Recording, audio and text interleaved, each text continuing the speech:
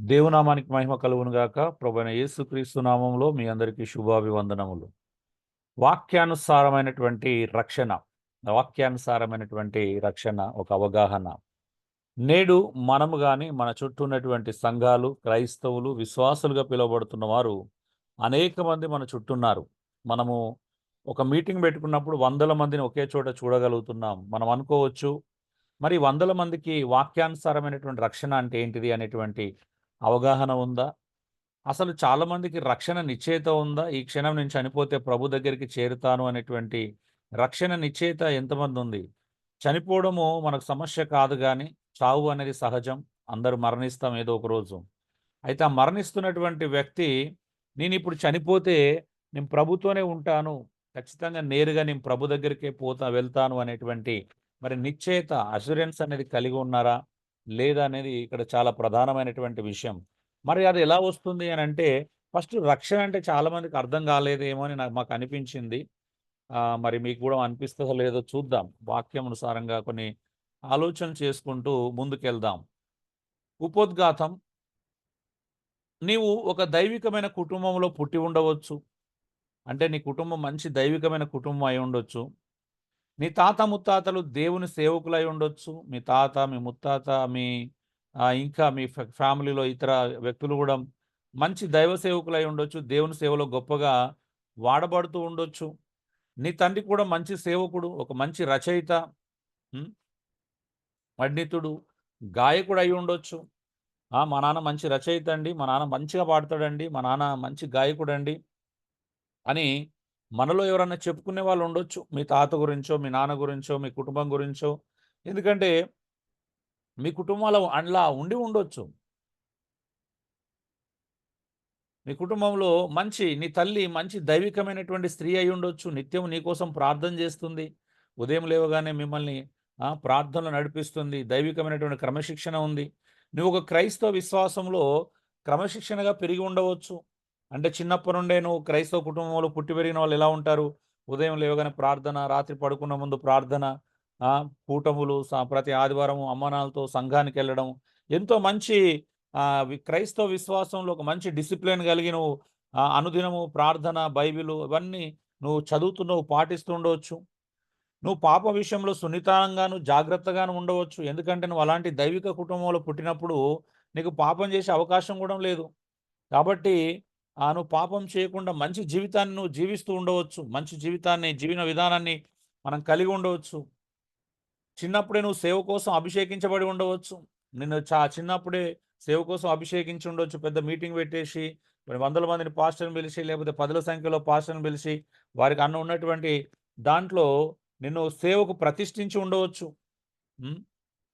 మరి నీకు మంచి ఆత్మీయ అలవాట్లు ఉండొచ్చు. బైబిల్ చదవడం, ప్రార్థన చేసుకోవడం, ప్రార్థన కూటంలోకెళ్ళడం, సండే సహవాసం, చర్చికెళ్ళడం ఇలా మంచి మంచి హాబిట్స్ నీకుండొచ్చు. మంచిదే ఇవన్నీ ఉన్నాయి. ఇవన్నీ ఉన్నాయి. నీకు ఇవన్నీ అలవాటుగా ఉన్నాయి. ఎందుకంటే నువ్వు అలాంటి కుటుంబంలో నువ్వు పుట్టి పెరుగుతున్నావు గాబట్టి, నువ్వు క్రమం తప్పకుండా చర్చికి వెళ్తూ ఉండవచ్చు. నువ్వు క్రమం తప్పకుండా ప్రభురాత్రి భోజనంలో పాలుపంపులు పొందుతూ ఉండవచ్చు. నువ్వెందుకంటే నువ్వు చిన్నప్పుడే నీకు బాప్టిజం ఇచ్చుండొచ్చు. హ్మ్. నువ్వొక మిషనరీ గూడా అయ్యుండొచ్చు. నువ్వొక మిషనరీ గూడా అయ్యుండొచ్చు. అంటే లేదా పరిచర్య కోసం నువ్వు చిన్నప్పుడు అభిషేకించారు గాబట్టి, నువ్వు 18, 20 సంవత్సరాలకే నువ్వు పరిచర్య ప్రారంభించి గూడా ఉండొచ్చు.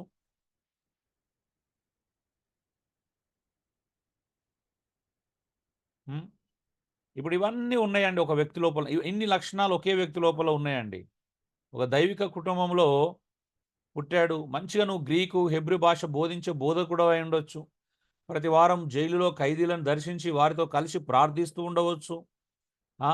నువ్వు మంచి ప్రసంగికుడవై ఉండొచ్చు. నువ్వు మాట్లాడితే జనాలు కదలించబడుతూ ఉండొచ్చు. ఎమోషనల్ అవుతూ ఉండవచ్చు. హ్మ్. నీ ప్రసంగానికి జనాలు మంత్రముగ్ధులైతూ ఉండవచ్చు. బయటికి రాగానే స్టేజ్ దిగుతున్నప్పుడే చాలామంది నిన్ను అప్రిషియేట్ చేస్తుండొచ్చు. అబ్బా!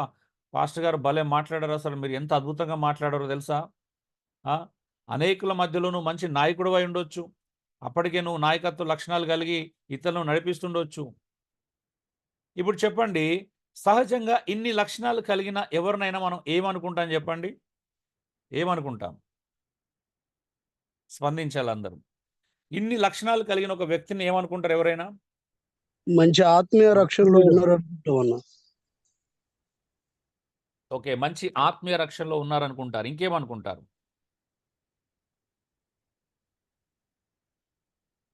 దేవుని గురించి మంచి అవగాహన కలిగి ఉన్నాడు అనుకుంటాం. దేవుని గురించి మంచి అవగాహన కలిగి ఉన్నాడు అనుకుంటారు. ఇంకేమనుకుంటారు? అందరూ మాట్లాడాలండి. 48 మెంబర్స్ ఉన్నారు నన్ను వదిలేస్తే. వాక్య జ్ఞానం కలిగి ఉన్నాడు అనుకుంటాం. వాక్య జ్ఞానం.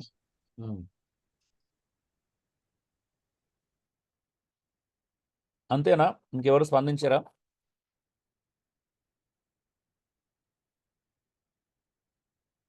ఒకవేళ నేను ఒక మాట అన్నాను అనుకోండి, మునప్ప చెప్పు.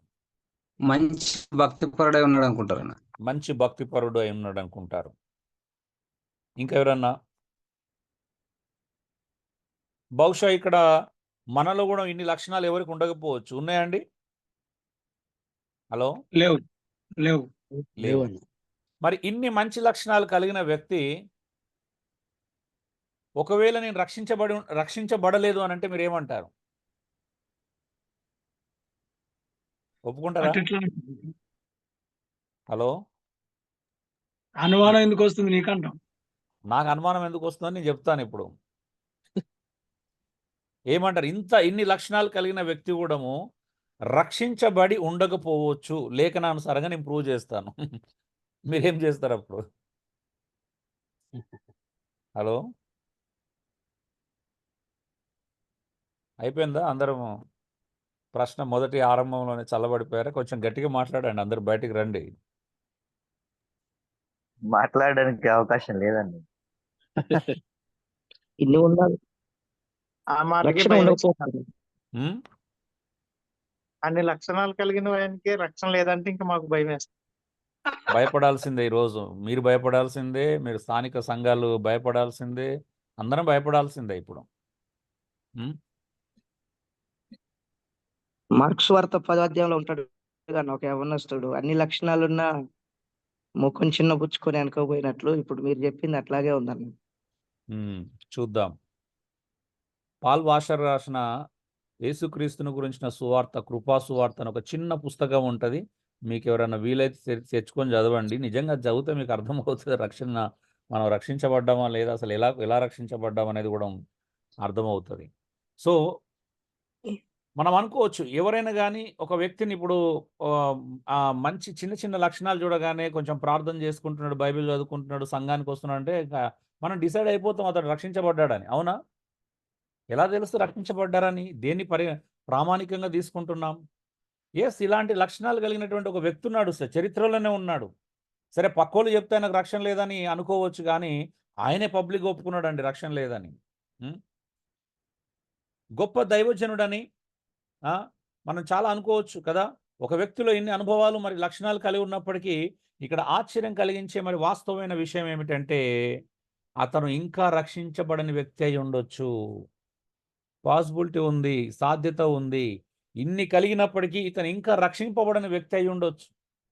తెలుసా అండి, మీకు చాలామంది బైబిల్ కాలేజీలకు వెళ్ళి అక్కడికి వెళ్ళి మారు మనసు పొంది రక్షించబడిన వాళ్ళు చాలామంది ఉన్నారు. అవునా?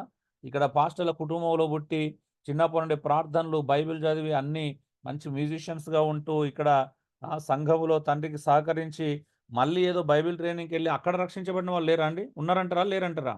ఇవన్నీ చేసి కూడా మరి అదే అంటే ఇప్పటిదాకా రక్షించబడలేదా వాళ్ళు? మరి అక్కడికి వెళ్ళిన తర్వాత ఎందుకు అర్థమైంది అది రక్షణ అంటే ఇంతకుముందు అర్థం కాలే. ఎందుకంటే క్రైస్తవ కుటుంబంలో పుట్టాడు, అమ్మ నాన్న ఏం చేస్తారో వాళ్ళతో పాటు చేసుకుంటూ వెళ్ళారు. రక్షణ అనేది కుటుంబ సంబంధమైనది కాదు వాస్తవం చెప్పాలంటే. అవునండి? రక్షణ కుటుంబపరమైనదా వ్యక్తిగతమైనదా చెప్పండి?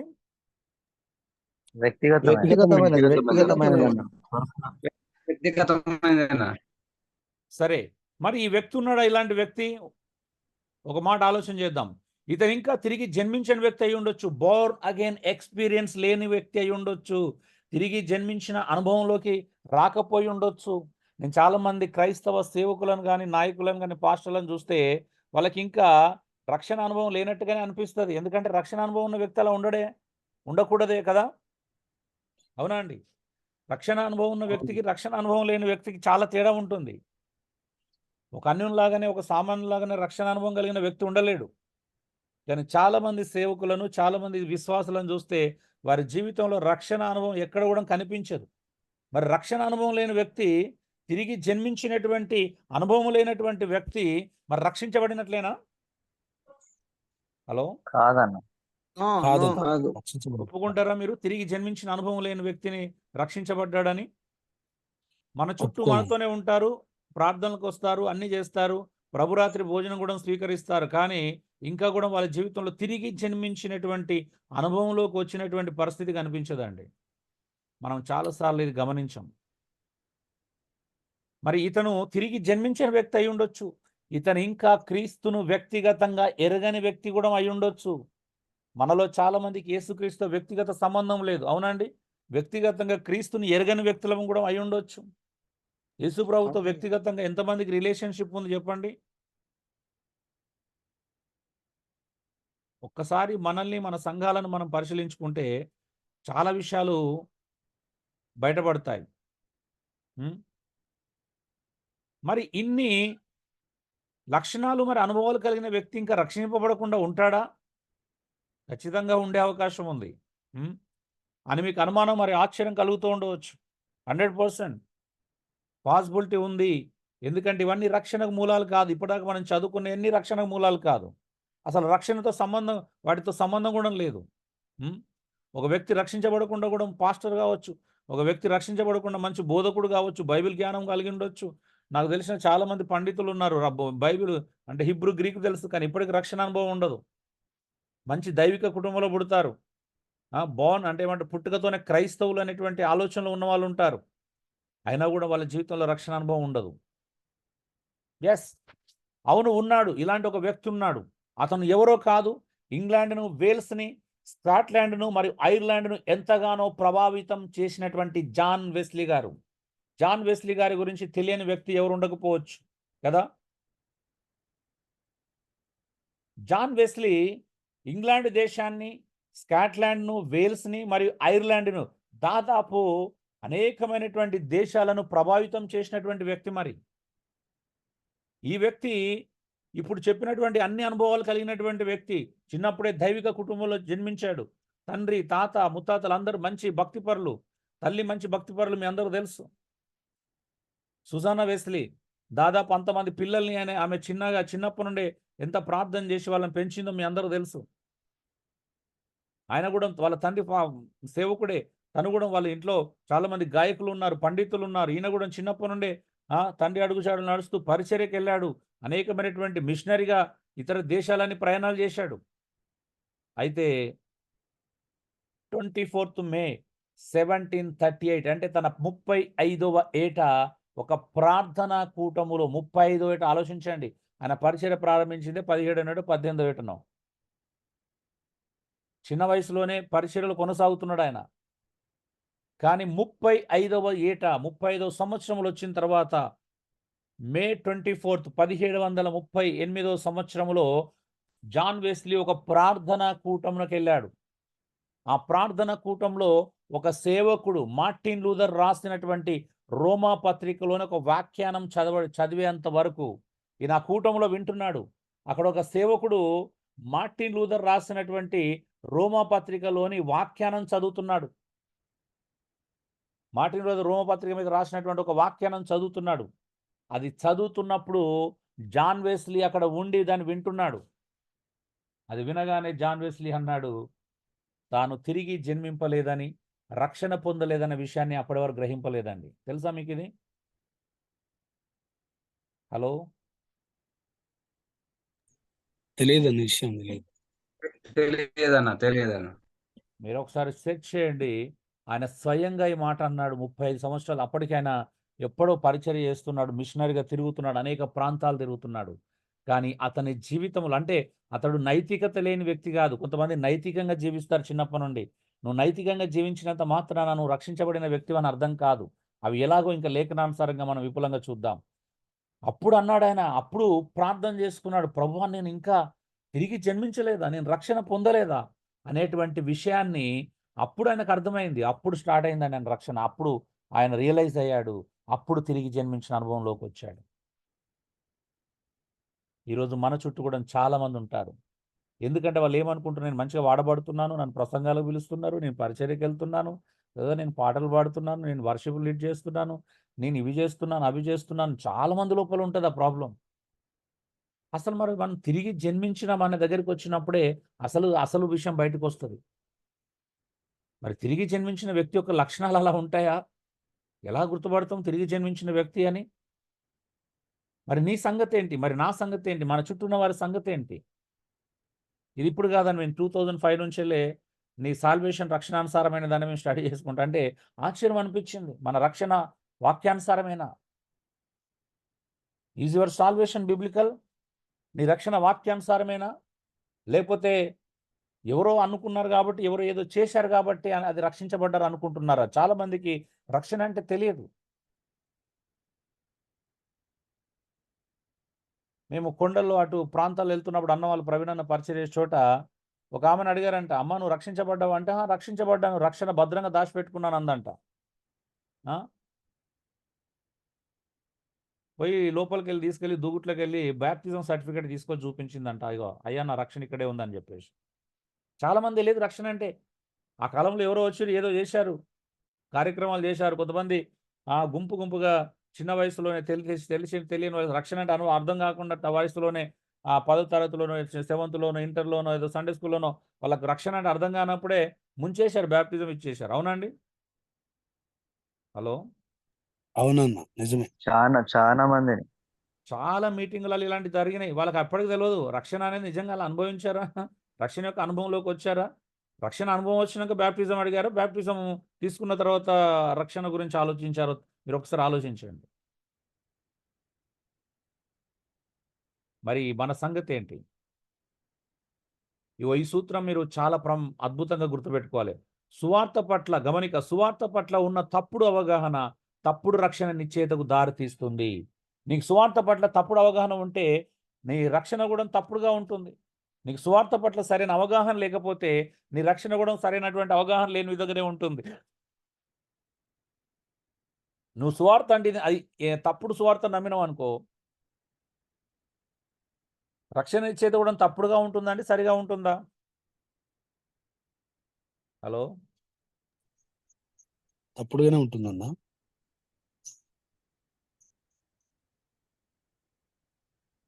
అంతే కదా? అవును. ఇప్పుడు కన్నా నువ్వు తప్పుడు తాళం చేతితోని ఇంకొక రైట్ తాళాన్ని తీయలేవు, ఒక తాళంతో ఇంకో తాళాన్ని తీయలేవు. అంటే రక్షణ అనే నీకు సువార్త సరిగా అర్థమైతేనే రక్షణ సరిగా అర్థమవుతుంది. సువార్తనే అర్థం కానప్పుడు రక్షణ చాలా మందికి అర్థం కాదు. ఎందుకంటే ఈరోజు చాలా మంది సువార్త అంటే ఏంటిదో లేదు.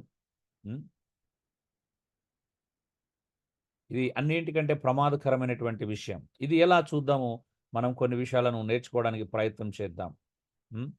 నెంబర్ 1, రక్షణ పట్ల ఉన్న కొన్ని తప్పుడు అభిప్రాయాలు ఏంటో చూద్దాం. అసలు రక్షణ పట్ల తప్పుడు అభిప్రాయాలు ఉంటాయా? ఉండవు అనేది మనం గమనించుదాం.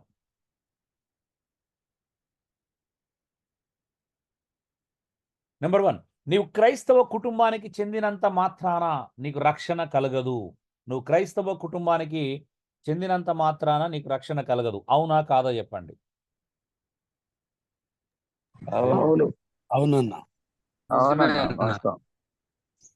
చాలా మంది ఏమనుకుంటారంటే నేను క్రైస్తవ కుటుంబంలో జన్మించాను కాబట్టి నేను రక్షించబడ్డట్టే అనుకుంటారు కదా. నువ్వు క్రైస్తవ కుటుంబానికి చెందినంత మాత్రాన నీకు రక్షణ దొరకదు. రక్షణ కలిగినట్టు కాదు, నువ్వు రక్షణ పొందినట్టు కాదు. ఒకరు క్రైస్తవ కుటుంబంలో జన్మించినంత మాత్రాన పరలోకానికి వీసా దొరకదండి, పరలోకానికి వెళ్ళరు.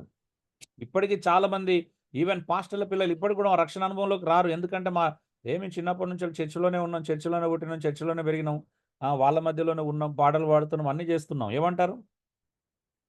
తల్లిదండ్రులు కూడా ఉదాసీనంగా ఉంటారు. మా పిల్లలు చిన్నప్పటి నుండి ఇక్కడ మా కుటుంబంలో పుట్టి పెరిగారు కాబట్టి వాళ్ళకి రక్షణ అవసరం లేదు. ఏమంటారు? అవసరం ఉందా లేదా? అవసరం. కానీ మనకు అవసరం లేదు, మన పిల్లలకు అవసరం లేదు. ఏమంటారు?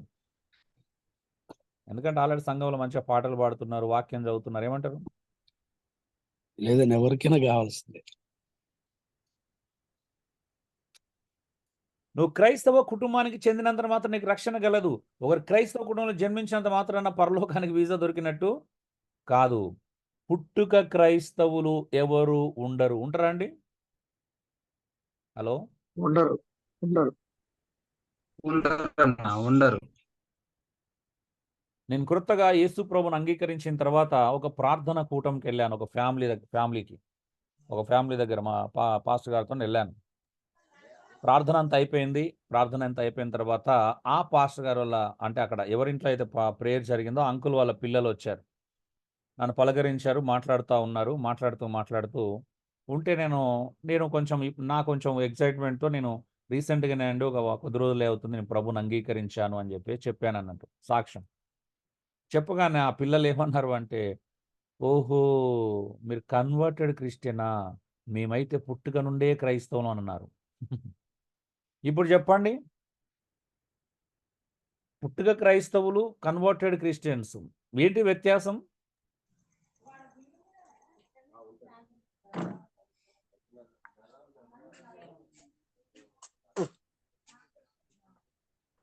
హలో అండి, పుట్టు క్రైస్తవులు అంటే వాళ్ళ దృష్టిలో మా తల్లిదండ్రులు ప్రభుని అంగీకరించారు, మేము కూడా వాళ్ళతో పాటు కలిసి మందిరానికి వెళ్తున్నాం, మేము పుట్టు క్రైస్తవులు అని అనుకుంటారు వాళ్ళు. చిన్న అక్షరాలు చేయడానికి ఇట్లాంటి రావట్లేదు. అయ్యా జీవరత్నం గారు, నేను మ్యూట్ చేస్తున్నాను, మీరు అన్మ్యూట్ చేసి మాట్లాడుతున్నారు మళ్ళీ. సో ఏంటి, పుట్టుక క్రైస్తవులు ఎవరు ఉండరు. చాలా మంది ఏమనుకుంటారు అంటే, మేము క్రైస్తవులోనే పుట్టామనుకుంటారు. ఇలాంటి మాటలు మనం బైబిల్ ఎక్కడ చూడం. బైబిల్ ఎక్కడ కూడా పుట్టుక క్రైస్తవులను చూడమండి. ఉదాహరణ, నీ తల్లిదండ్రులు ఇంజనీర్లు అయితే నువ్వు ఇంజనీర్ అయినట్టేనా అండి? అవుతారా కాదా? కాలేరు. మీ డాడీ డాక్టరా కాదా? కాదు. మీ తల్లిదండ్రులు టీచర్లు అయితే మీరు టీచర్లా కాదా? కాదు. సో నా తండ్రి డాక్టర్ అయితే, నా తల్లిదండ్రులు డాక్టర్ అయితే నాకు డాక్టర్ అయ్యే అవకాశాలు ఎక్కువ ఉంటాయి. అవునా? ఎక్కువ ఉంటాయి, కానీ డాక్టర్ అయినట్టు కాదు. నిజమా కాదండి? నా తల్లిదండ్రులు ఇంజనీర్లు అయితే నేను కూడా ఇంజనీర్ అవ్వడానికి నాకు పాసిబిలిటీ ఎక్కువ ఉంటాయి మిగతా వాళ్ళకంటే. అవునా? కానీ నేను ఇంజనీర్ కాలేను కదా. చదువుకోవడానికి నాకు ఎంకరేజ్మెంట్, రకరకాల అవకాశాలు ఎక్కువ ఉంటాయి. నా తల్లిదండ్రులు డాక్టర్ కాబట్టి నన్ను కూడా డాక్టర్ని చదివించే పాసిబిలిటీస్ ఎక్కువ ఉంటాయి. అలాంటి పాసిబిలిటీస్ ఉంటాయి. ఎస్, నువ్వు క్రైస్తవంలో కుటుంబంలో పుడితే యేసు ప్రభును నువ్వు ఎలాంటి అది లేకుండా తెలుసుకునే అవకాశం ఉంటుంది. అవునండి? అవునన్నా, ఎక్కువ అవకాశాలు ఉంటాయి. ఎక్కువ అవకాశాలు ఉంటాయి. నువ్వు ప్రభును గురించి తెలుసుకోవడం, లోతుగా తెలుసుకునే అవకాశాలు ఉంటాయి. అంతేగాని రక్షణ అనేది నువ్వు వ్యక్తిగతంగానే తెలుసుకోవాలి. అవునా? క్రైస్తవ కుటుంబంలో జన్మిస్తే రక్షించబడే అవకాశాలు, యేసుక్రీస్తుని తెలుసుకునే అవకాశాలు మిగతా వారి కంటే ఎక్కువ ఉంటాయి. కానీ నువ్వేం చేయాలి? తెలుసుకోవాల్సిందే. అనేకులు నేను పుట్టుకతో క్రైస్తవునని గొప్పగా చెప్పుకోవడం విన్నాను. నేను సిఎస్ఐ వాళ్ళతో మాట్లాడుతున్నాడు, చాలా గొప్పగా చెప్పుకుంటారు, నేను గొప్ప అబ్బా నేను పుట్టుకతో క్రైస్తవుని అని చెప్పేసి. కానీ వాళ్ళే కొద్ది సంవత్సరాల తర్వాత చూస్తే పెళ్ళిళ్ళు చేసుకొని, జీవితాలను పాడు చేసుకొని, విడాకులను తీసుకొని, అసలు ఎక్కడ కూడా వారి జీవితంలో ఆ రక్షణ యొక్క అనుభవం కనిపించలేదండి. నేను చెప్పినటువంటి అంకులాల పిల్లలు కూడా చిన్నామన పెద్దామనుకో పెళ్లి చేసిండు, 6 నెలలకు విడాకులు ఇప్పించండి దగ్గర ఉండి. అసలు రక్షణ అనుభవం లేనటువంటి పరిస్థితిలో చూశాను వాళ్ళని. ఎక్కడ కూడా రక్షణ యొక్క అనుభూతి కనిపించలేదు. మళ్ళీ అంకుల్ కూడా ప్రేయర్లు అని అవి తిరుగుతూనే ఉంటాడు, సేవ అని గవర్నమెంట్ టీచర్ చేస్తూ తిరుగుతూనే ఉంటాడు, కానీ ఎక్కడ కూడా అనుభవం కనిపించలేదు, రక్షణ అనుభవం అనేది. సో ఇలాగా ఈవెన్ రక్షణ అనుభవం లేకుండా సేవ పిచ్చి ఉంటుంది, చాలా మందికి ఉంటుంది. అవునా అండి? ఉండదా? ఉంటుందన్నా. ఖచ్చితంగా ఉంటుంది. సేవ చేయాలనే పిచ్చి ఉంటుంది రక్షణ అనుభవం లేకపోయినా. జీవితంలో మార్పు లేకపోయినా, తిరిగి జన్మించిన అనుభవం లేకపోయినా సేవ చేయాలనే పిచ్చి ఉంటుంది. చూద్దాం రోమా 3:23. ఏ భేదమును లేదు, అందరూ పాపము చేసి దేవుడు అనుగ్రహించు మహిమను పొందలేకపోవచ్చున్నారు. ఏ భేదము లేదంట కదా. అందరూ పాపం చేసి దేవుడు అనుగ్రహించు మహిమను పొందలేకపోవచ్చున్నారు. ఎఫెసీ 1:22 ఏమని చెప్పి, మీ అపరాధముల చేతను పాపముల చేతను మీరు చచ్చిన వారై ఉండగా ఆయన మిమ్మల్ని క్రీస్తుతో కూడా బ్రతికించెను. ఈ లేఖనాలు ఏం చెబుతున్నాయి? ఈ లేఖనాలు ఎక్కడ కూడా పుట్టుక క్రైస్తవుడు కానీ పుట్టుకతోనే రక్షించబడము సాధ్యమని కానీ ఈ లేఖనాలు చెప్పట్లేదు కదా. అంటే ప్రతి మనిషిలో పాపం ఉంది, ఖచ్చితంగా పాపాన్ని ఒప్పుకోవాల్సిందే కదా, పాప క్షమాపణ పొందాల్సిందే, యేసుక్రీస్తును వ్యక్తిగతంగా అంగీకరించాల్సిందే, రక్షకునిగా స్వీకరించాల్సిందే, రక్షణ సువార్తను ఎరగాల్సిందే. అవునా అండి? అవును, ఎరగాల్సిందే. ఇంకా చూడండి, మీరు వాటిని చేయుచు వాయుమండల సంబంధమైన అధిపతిని అనగా అవిధేయులైన వారిని ఇప్పుడు ప్రేరేపించు శక్తికి అధిపతిని అనుసరించి ఈ ప్రపంచ ధర్మము చొప్పున మునుపు నడుచుకుంటురి. రక్షించబడక ముందు ఎవరైనా కానీ ఏదో ఒక రకంగా దేవునికి అవిధేయత చూపిన వాళ్ళే. దేవునికి అవిధేయత చూపకుండా ఉండలేరు.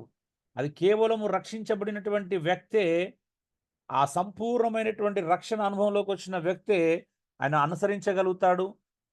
తను పడిపోయినా మళ్ళీ ఏమైనా సమస్యలు వచ్చినా రియలైజ్ కావడానికి అవకాశం ఉంటుంది. కానీ రక్షించబడినటువంటి వ్యక్తికి ఈ అనుభవాల గుండా నడవలేడు. సో రక్షణ అర్థం కావాలి. సువార్త అనేది అర్థం కాకపోతే, మన జీవితం ఏంటిది, పాస్ట్ అనేది ఏంటిది అర్థం కాకపోతే, ఇంకా చూడండి, వారితో కలిసి మనమందరమును శరీరం యొక్కయు మనసు యొక్కయు కోరికలను నెరవేర్చుకొనుచు మన శరీర ఆశలను అనుసరించి మునుపు ప్రవర్తించుచు కడమ వారి వలనే స్వభావ సిద్ధముగా దైవోగ్రతకు పాత్రులమై ఉంటిమి. ఈవెన్ మీరు చూడండి, చాలా మంది క్రైస్తవ కుటుంబాల్లో జన్మించిన వారు కూడా ఇలా శరీరం యొక్క మనసు యొక్క కోరికలను నెరవేర్చుకోవట్లేదా అండి? రక్షణ అనుభవం లేనటువంటి వ్యక్తులను మీరు చూడండి, వాళ్ళు శరీర సంబంధులుగా ప్రవర్తిస్తూ ఉంటారు. అవునా? అవునన్న, అవును.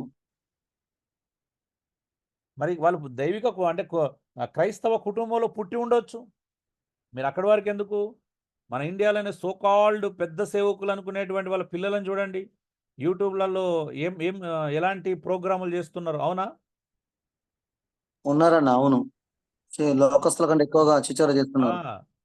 ఐబ్రోస్ ఎలా చేసుకోవాలి, పెడిక్యూర్ ఎలా చేసుకోవాలి, ఆ మ్యానిక్యూర్ ఎలా చేసుకోవాలా, ఈ క్యూర్ ఎలా చేసుకోవాలి, శరీరాన్ని ఎలాగ అందంగా తయారు చేసుకోవాలని యూట్యూబ్ ఛానల్ పెట్టి నేర్పిస్తున్నారు. అంటే నిజంగా చెప్పండి, వాళ్ళకు రక్షణ అనుభవం ఉందానా? హలో, లేదు కాబట్టి శరీర పుట్టగానే వాళ్ళని పెరిగి స్టేజ్ మీద నుంచలే వాళ్ళ జీవితాలు స్టార్ట్ అయింది స్టేజ్ మీద. అవునండి? అవునవును, తెలిసి తెలియని వయసులోనే వాళ్ళ చేతులలో మైకులు కదా, తాతతో పాటు అమ్మ నాన్నలతో పాటు నానమ్మతో పాటు వాళ్ళు స్టేజ్ల మీద అప్పటి నుంచి కనిపించడం ప్రారంభించారు. నిజమా కాదా? అవునన్న, వారసత్వం. వారసత్వం, పుట్టుకతోనే సెలబ్రిటీ హోదా. ఇంకా వాళ్ళకి రక్షించబడాల్సిన అవసరం ఏముంది చెప్పండి? రక్షణ అనుభవంలోకి రావాల్సిన అవసరం ఏముంది? ఏమంటారు? డైరెక్ట్ గా వారసత్వం వచ్చింది కాబట్టి దాని గురించి ఆలోచించట్లేదు. కొడుకులు ఎంటర్టైన్మెంట్, కూతుళ్ళు అందచందాలు. ఏమంటారు? బాగోలేదా? సో ఇలాగా చాలా మంది ఉన్నారు, మనకు అర్థం కాదు వాళ్ళు నిజంగా రక్షణ అనుభవం ఉందని. వాళ్ళని మనం చూస్తేనే, దూరం నుంచి చూస్తేనే అర్థమవుతుంది. ఇంకా దగ్గరికి వెళ్ళి చేస్తే ఎలా ఉంటారో మనకు తెలియదు. ఏమంటారు ఆనంద్ కుమార్ గారు? చెప్పండి.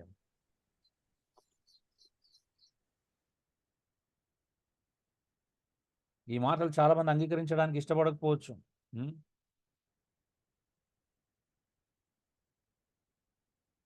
మరి ఇప్పటికీ కూడా క్రైస్తవ్యంలో ఉన్నానని చెప్పుకుంటూ, నేను క్రైస్తవునని చెప్పుకుంటూ నువ్వు శరీరం యొక్క మనసు యొక్క కోరికలు నెరవేర్చుకుంటున్నావనంటే మరి నువ్వు ఎలా తిరిగి జన్మించిన వ్యక్తివో మరి మనకందరికి రుజువుపరచాల.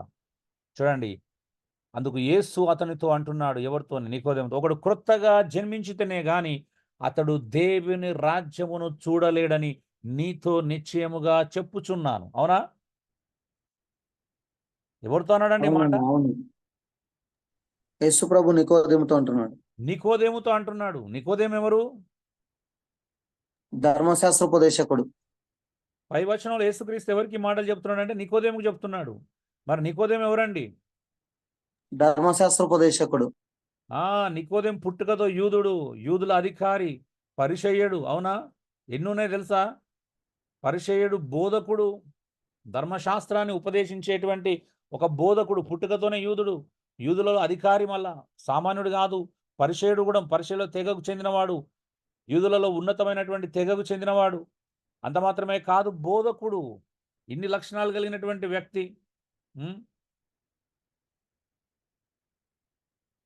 ఇలాంటి వ్యక్తితో మాట్లాడుతున్నాడు యేసుప్రభు. ఏమన్నాడు? నువ్వు క్రొత్తగా జన్మించితేనే గాని దేవుని రాజ్యమును చూడలేవు నికోదేం. నువ్వు పుట్టుకతో యూదును అయి ఉండొచ్చు, నువ్వు మంచి ధర్మశాస్త్రోపదేశకును అయి ఉండొచ్చు, నువ్వు మంచి పరిచయుడు అయి ఉండొచ్చు, నువ్వు యూదులలో మంచి అధికారి అయి ఉండొచ్చు. అయినా కూడాము నువ్వు తిరిగి జన్మించకపోతే నీకు రక్షణ లేదు నికోదేం అంటున్నాడు. ఎవరితో చెప్తున్నాడు యేసుప్రభు? ఒక ఆర్డినరీ పర్సన్తోనా? కాదన్నా, కాదు. ఒక సామాన్యునితో ఆ మాటలు చెప్పలేదు యేసుప్రభు. అవునండి? మరి మన సంగతి ఏంటి? మన చుట్టూన్న వారి సంగతి ఏంటి? తిరిగి జన్మించాలి, ఒకడు క్రొత్తగా జన్మించాలని చెప్తున్నాడు. తిరిగి జన్మించిన అనుభవంలోకి రావాలి. Born again experience. తిరిగి జన్మించాలి, మరలా జన్మించాలి. చూడండి, అంత ధర్మశాస్త్రోపదేశకుడు అర్థం కాలే.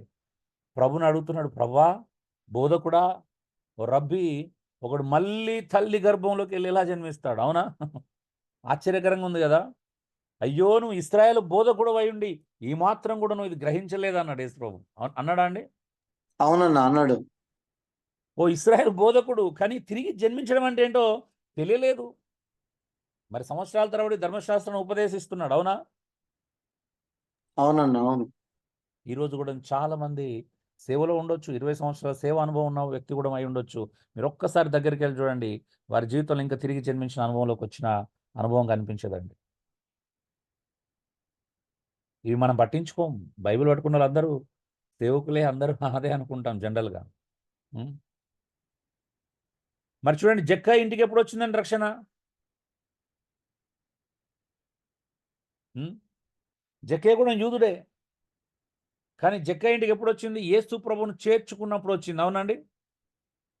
మారు మనస్సుకు తగిన ఫలం క్రియల్లో చూపించినప్పుడు అప్పుడు అన్నాడు యేసు ప్రభు. మరి అప్పుడు అంతకుముందు జక్కయ్య అబ్రహాం కుమారుడు కాదా అండి?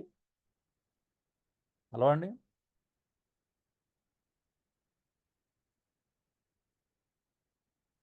ఇతడును అబ్రహాము కుమారుడే,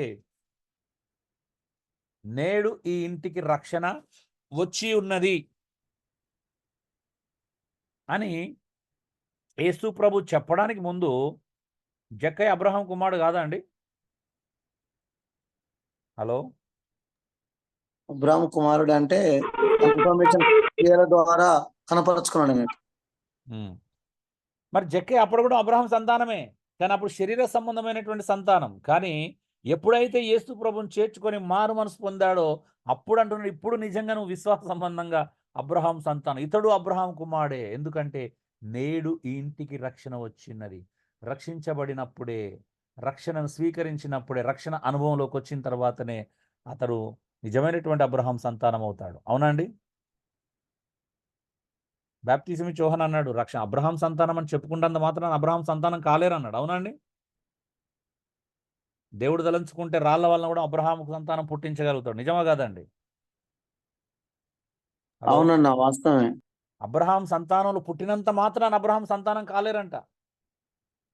అసలు శరీర సంబంధమైన అబ్రహాం సంతానమే కాదు అని రోమపత్రికలో కూడా పౌలు వివరించడం మనం చూస్తాం. అవునండి? మరి అబ్రహాం సంతానం అంటే ఏంటిది? అది విశ్వాస సంబంధమైనది, క్రీస్తుని చేర్చుకోవడానికి సంబంధించింది. సో తిరిగి జన్మించినటువంటి అనుభవం లేకుండా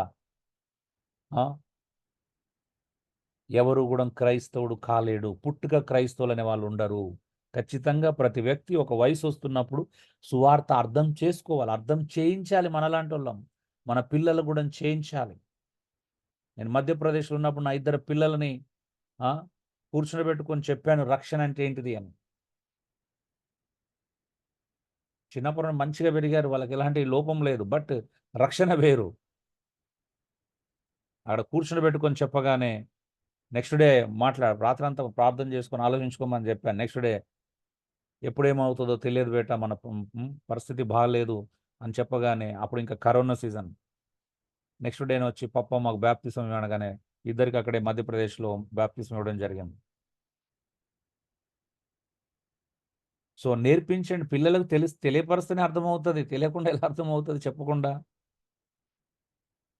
అమ్మా, నువ్వు మంచిగా చిన్నప్పటి పాటలు పాడుతున్నావు, బైబిల్ చదువుతున్నావు, మా కుటుంబ ప్రార్థనలో గడుపుతున్నావు, సంఘానికి వస్తున్నావు, కానీ వ్యక్తిగతంగా యేసుక్రీస్తు అర్థమైందా అని అడుగుతున్నారని మీ పిల్లల్ని అడిగారు ఎప్పుడైనా? హలో మాట్లాడారు. మీ చాలా మంది పిల్లలు పెళ్ళిళ్ళు కూడా చేశారు. చాలా మంది పిల్లలు పెద్దోళ్ళు ఉన్నారు. అడిగారు ఎప్పుడైనా కూర్చుని పెట్టుకొని? హలో అండి.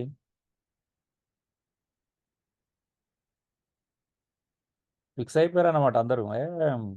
అవసరం లేదు, మీకు ఆల్రెడీ రక్షించబడ్డారు, ఇంకేమైంది అనుకున్నా అయిపోయిందా? లేదు లేదు లేదన్నా.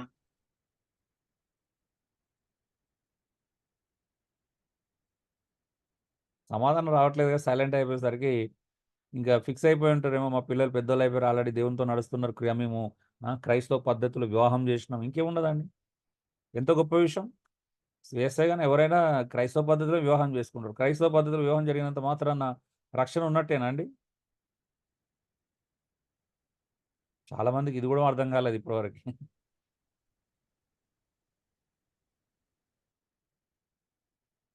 రెండోది, నువ్వు అద్భుతాలు మరి ఆశీర్వాదాలు పొందుకున్నంత మాత్రం నీకు రక్షణ కలగదు. కొంతమంది ఏమనుకున్నారంటే, నాతో ఉన్న వాళ్ళు అనుభవంలో చెప్పారు, అన్నా నన్ను దేవుడు ఇలా దీవించాడు, నన్ను అలా దీవించాడు, నేను ఎలా ఆశీర్వదించబడ్డాను అని చెప్పుకుంటూ మేము చాలా అద్భుతంగా రక్షించబడ్డాం.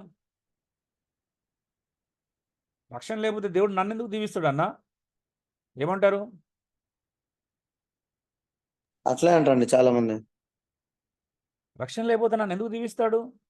నేను ఆశీర్వదించబడ్డాను, దేవుడు నన్ను ఇలా స్వస్థపరిచాడు, మా అమ్మని ఇలా స్వస్థపరిచాడు, మా డాడీని అలా స్వస్థపరిచాడు, మేము స్వస్థపరచబడ్డాం. యేసుప్రభుని నమ్ముకుంటే మాకు స్వస్థత వచ్చింది. మరి స్వస్థత వచ్చిన వాళ్ళు అందరూ రక్షించబడినట్టే కాదా చెప్పండి? హలో అండి. కాదు ఆశీర్వాదాలు ఇవ్వడం మరియు అద్భుతాలు చేయడం అనేది దేవుని యొక్క సహజ గుణ లక్షణాలు. దేవుడు రక్షించబడిన వ్యక్తి జీవితంలోనే ఆశీర్వాదాలు ఇచ్చి అద్భుతాలు చేస్తాడా? రక్షించబడిన వ్యక్తి జీవితంలో కూడా చేస్తాడా అండి? హలో, అందరి జీవితంలో చేస్తాడు. ఆయనకేమో అది లేదు కదా కండిషన్. లేదు నువ్వు నన్ను నమ్ముతేనే, నా రక్షించబడితేనే చేస్తాను అంటాడా? రక్షించబడినా రక్షించబడకపోయినా అనేక మంది జీవితాల్లో దేవుడు, యేసుప్రభు దేవుడు అద్భుతాలు చేస్తాడు, ఆశీర్వాదం ఇస్తాడు, అందులో డౌటే లేదు. యెహోవా అందరికీ ఉపకారి.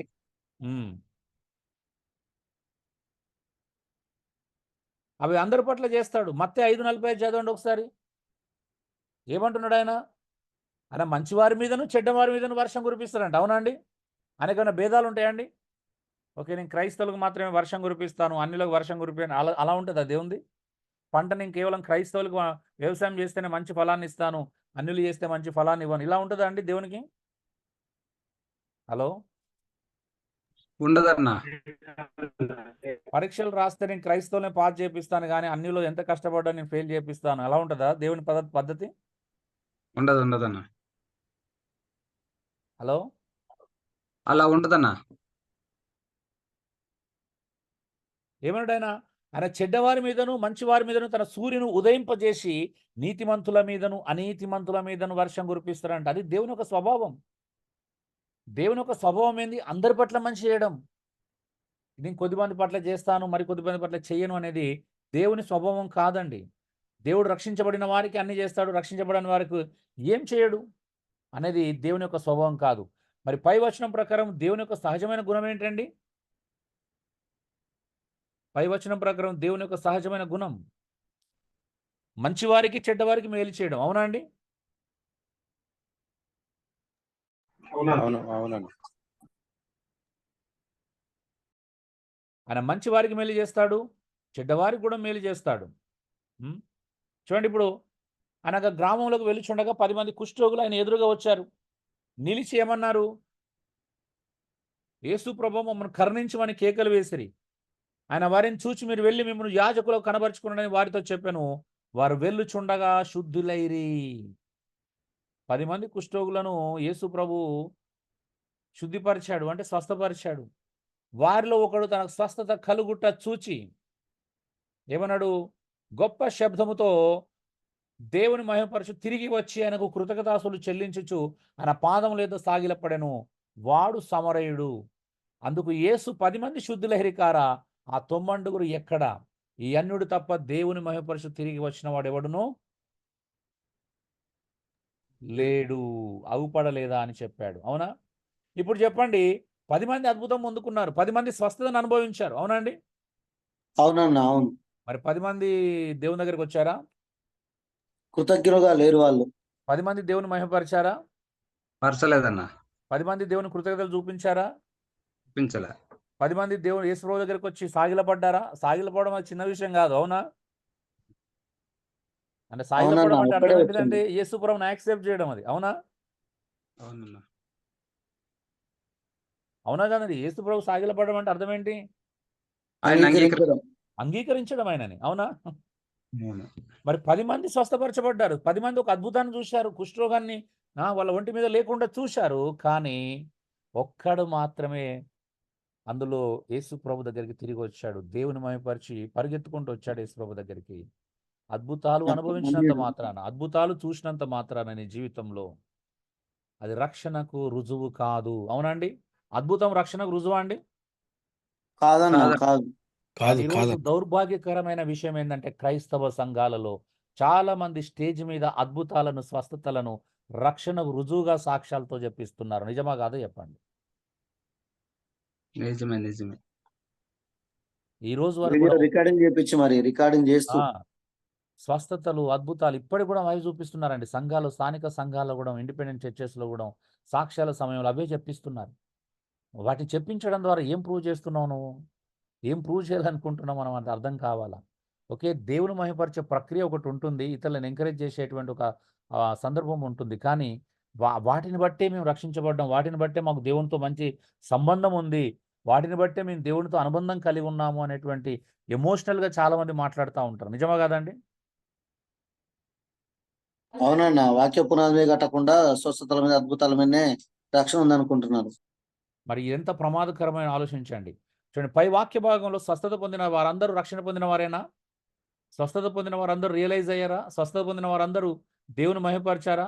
స్వస్థత పొందిన వారందరూ, అద్భుతం చూసిన వారందరూ యేసు ప్రభు దగ్గరికి మరలా తిరిగి వచ్చారా? మాట్లాడరేంటి? అందరూ వచ్చారా? రాలేదన్న. రాలేదు. అన్నా. ఒక్కడే వచ్చాడు. అంటే ఆలోచించండి ఎంత ఒక్కడే పర్సెంటేజ్.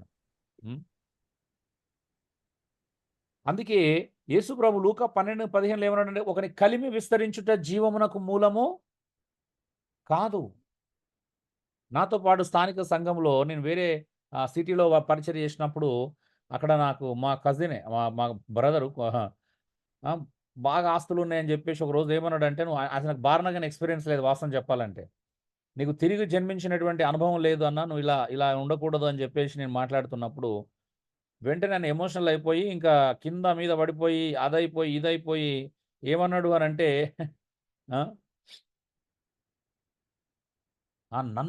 నాకు రక్షణ లేదంటవా? నాకు రక్షణ లేదే నాకు నా బిజినెస్ ఇలా డెవలప్ అవుతుందా? నేను ఇలా ఆశీర్వదించబడుతున్నానా? ఇలా ఇండ్లు కట్టుకుంటున్నానా? ఇలా బిల్డింగ్లు కడుతున్నానా? ఇలా కిరాయిలకు ఇస్తున్నానా? అని చెప్పేసి చాలా ఎమోషనల్ అయిపోయాడు. నేను నవ్వుకొని ఊరుకున్నాను. నువ్వే చూడు, నీ పరిస్థితి చూడు, నువ్వు అద్దె ఇంట్లో ఉంటున్నావు, నువ్వు నీ పరిస్థితి చూడు, తిండికి స్ట్రగుల్ అవుతున్నావు, ఇలా ఇలా ఉన్నావు, అలా ఉన్నావు అని ఆయన నా మీద దాడి చేయడం ప్రారంభించాడు. అవి ఇంకా పక్కోళ్ళకి అందరూ చెప్పుకుంటూ వెళ్ళడం ప్రారంభించాడు. సో నవ్వుకున్నాను. చాలామంది ఏమనుకుంటారంటే కలిమి విస్తరించే జీవానికి మూలం అనుకుంటున్నారు. నిజమా కాదండి? అందుకే ప్రాస్పాటి అవును. బోధకులు పెరుగుతున్నారు మనకి. నిజమేనా? రోజు రోజుకి ప్రాస్పాటిని బోధించే వాళ్ళు పెరుగుతున్నారు. వాళ్ళు ఏమనుకుంటున్నారు అంటే కలిమి విస్తరించటనే జీవానికి మూలమని బోధిస్తున్నారు. అవునా? డబ్బు డబ్బు, ఆశీర్వాదం ఆశీర్వాదం, బంగ్లాలు బంగ్లాలు, కార్లు కార్లు, ఇలాగా ఏది పడితే అది అన్నిటిని మేము అనుభవించాలి, అన్నిటినీ అనుభవిస్తున్నాము కాబట్టి మాకు రక్షణ. ఎంత అద్భుతం అండి! ఆలోచించండి. పాత నిబంధనలు ఇశ్రాయేలు ప్రజల గురించి దేవుడు ఒక భయంకరమైన మాట మాట్లాడుతున్నాడు. చూడండి, ఏంటిదంట? హోసేయ 4:7 తమకు కలిమి కలిగిన కొలది వారు నా యెడల అధిక పాపం చేసిరి గనక వారి ఘనతను నీచ స్థితికి మార్చుదును అంటున్నాడు. కలిమి విస్తరిస్తే ఏం జరుగుతుందంట? మాట్లాడాలి. అధిక పాపం చేశారు. నిజమేనా? నిజమే. ఇప్పటికి కూడా చాలా మంది అలా ఉన్నారు. అవునా అండి? డబ్బు ఎక్కువైన కొద్ది పాపం ఎక్కువ చేస్తున్నారో తక్కువ అవుతుందా? ఎక్కువైతే ఎక్కువనే అవుతుంది. డబ్బు ఎక్కువైన కొద్ది దేవునికి దూరం అవుతున్నారా దగ్గర అవుతున్నారా చెప్పండి? దూరం అవుతున్నాం. అయిపోతున్నారు. ఉద్యోగాలు చేసుకుంటూ లక్షల జీతాల కోసం దేవుని రోజు దగ్గర అవుతున్నారా, దూరం అవుతున్నారా? దూరం అయిపోతున్నారు. దేవుడే దీవిస్తున్నాడు అని చెప్పుకుంటున్నారు. మళ్ళీ విచిత్రం ఏంటంటే, అవునా? ఉం?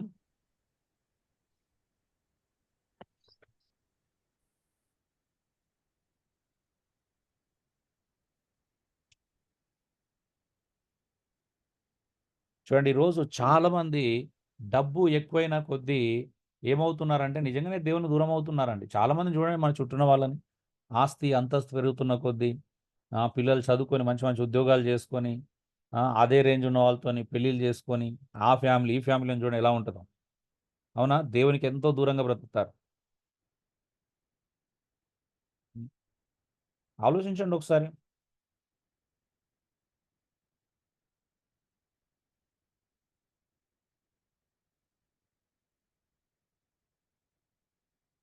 పై వచనాల ప్రకారం కలిమి విస్తరించిన దేనికి మూలం కాదని చూశాము? జీవమునకు మూలము కాదు. కలిమికి జీవానికి సంబంధం లేదు. ఉందా అండి? హలో, మాట్లాడరేంటండి? లేదండి. ఒక వ్యక్తి కలిమికి ఉన్న ఆత్మ సంబంధమైనటువంటి జీవానికి ఏమన్నా సంబంధం ఉందా? రెండు ఒకటేనా, రెండు వేరు వేరు? రెండు వేరు. వేరు వేరు, రెండింటికి సంబంధం లేదు. అవునా? అవునండి. ఒకడు అవును. భూమి మీద ఎంత దరిద్రుడైన విశ్వాస విషయంలో భాగ్యవంతుడై ఉండొచ్చు. అవునా? యాకోబు పత్రికలో చెప్తుంది కదండి, 2వ అధ్యాయంలో మనం చూస్తాం. అవునా? ఎస్ భూమి యందు అంటే బీదవారు అంటే విశ్వాసం అందు భాగ్యవంతులంట.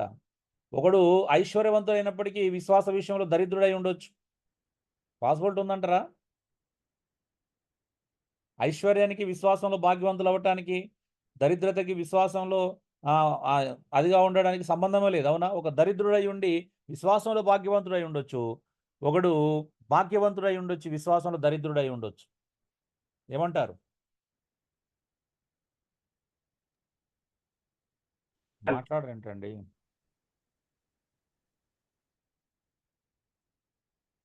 చూడండి, కీర్తన చూడండి ఒకసారి. 106:14 వచనం. మీ అందరూ ఎప్పుడన్నా చూసిరో లేదో తెలియదు, నాకు ఎప్పుడు కళ్ళ ముందు కనిపిస్తూ ఉంటుంది. చూడండి, అరణ్యంలో నుండి ఇశ్రాయేలు వారు బహుగా ఆశించిరి, ఎడారిలో దేవుని శోధించిరి. 15వ వచనం చూడండి. వారు కోరినది ఆయన వారికి ఇచ్చెను, ఆయనను వారి ప్రాణములకు ఆయన క్షీణత కలుగజేసెను. కోరింది ఇస్తాడంట. కోరింది ఇచ్చేటితో పాటు కొసరు కూడా వేస్తాడు దేవుడు. అద్భుతమైన కదా విషయం కదా ఇది. ఏమంటారు డియర్ బ్రదర్స్ అండ్ సిస్టర్స్? ఏమంటారు? దేవుడు కోరింది కూడా ఇస్తాడండి. కోరిన దాంతో పాటు కొసరు కూడా వేస్తాడు. తెలుసా మీకు అది?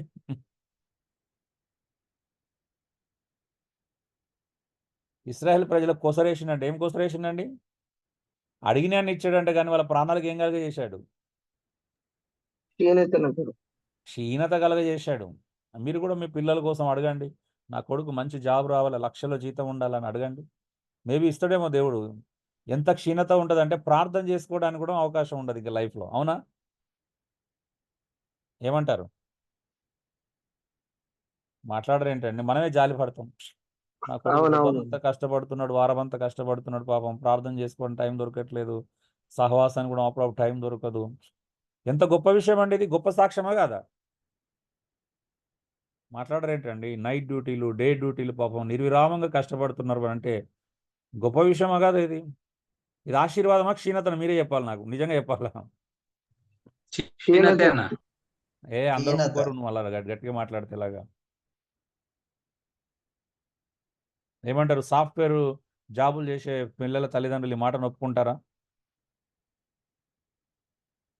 మాట్లాడాలి నిజంగా. ఎందుకంటే నేను వందల మందిని ఇక్కడ చూస్తున్నాను కాబట్టి ధైర్యంగా చెప్తున్నాను.